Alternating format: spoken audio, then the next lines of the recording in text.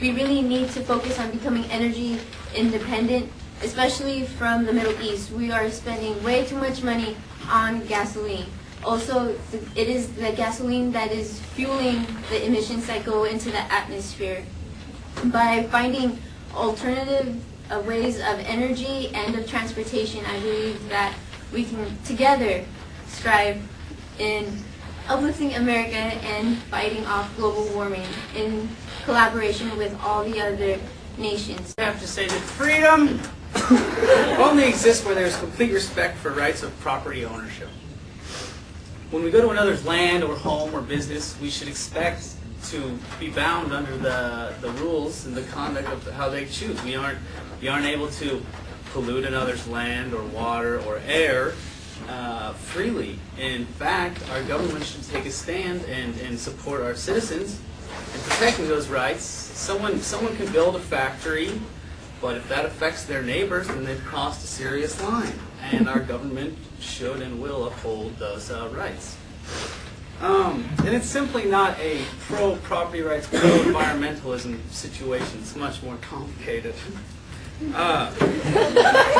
And in terms of energy, I once again stick by my free market stance in that providing America with new, reliable energy is not the part of the government. If it's viable, if it's reliable, if it's clean, then the market will take advantage and they will promote it by itself.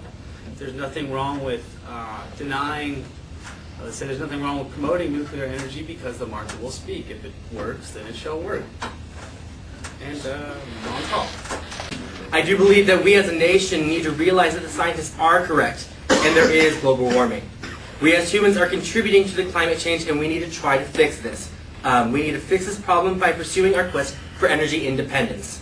Instead of spending money on oil from our enemies, we should spend money on alternatives with the same focus that we spent as a nation to put a man on the moon.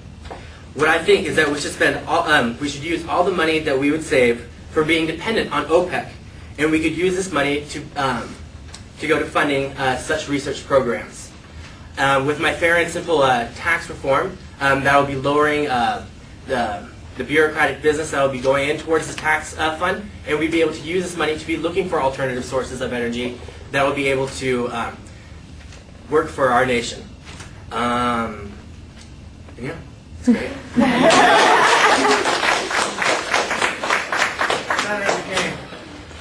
Alright, global warming is a global issue, and that's why we need to support the Kyoto Protocol.